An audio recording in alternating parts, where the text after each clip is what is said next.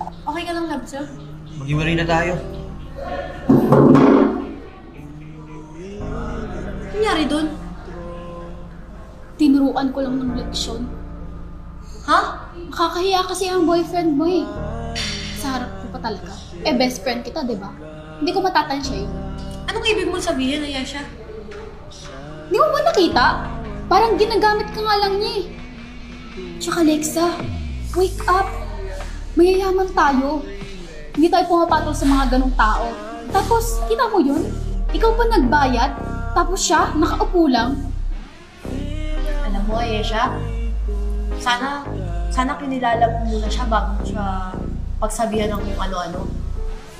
Tsaka, anong alam mo sa gusto ko sa lalaki? Kung ikaw, gusto mo yung mayaman, na iaabot na lang sa yung pera, na hindi mo kailangan pagtrabahuhan, well ako hindi. Gusto ko, parehas kami nag-green ng pera, parehas kami aangat. Wow ha? Concerned lang naman ako sa'yo. Kasi, yung mga ganong lalaki, hindi bagay yun. Best friend mo ako. Alam ko, ang mas nakakabuti sa'yo, tsaka bagay sa'yo. Hindi ka concerned sa akin, Ayesha. Masyado mo na akong pinapakailaman. This video is originally edited by Arnold Edits. Ano ginagawa mo dito? Alam ko na kung bakit ka nakipag-iwalay.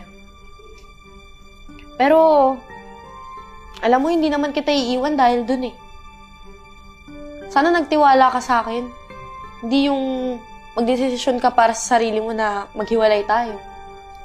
Totoo naman talaga yung sinabi ni Ayesha na mahirap lang ako. Na wala akong kayang ibigay sa'yo. Ni miski makipag-date nga dyan sa labas o kumain nga dyan sa labas. Eh hindi ko ma-afford. Sino ba naman ako, di ba?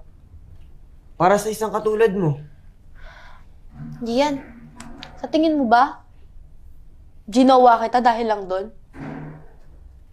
Wala ka bang tiwala sa akin? Alam mo naman na yung gusto ko sa lalaki, yung sabay kaming aangat. Sabay kaming magigreen pa angat. Hindi yung lalaking mayaman nga, wala namang pakialam sa akin. Sigurado ka ba talaga na okay lang sa'yo na ganito lang ako? Oo naman. Tsaka, hindi mo na kailangan mag-bother kay Ayesha. Kinut off ko na siya. Hindi ko kailangan ng mga kaibigan na ganun.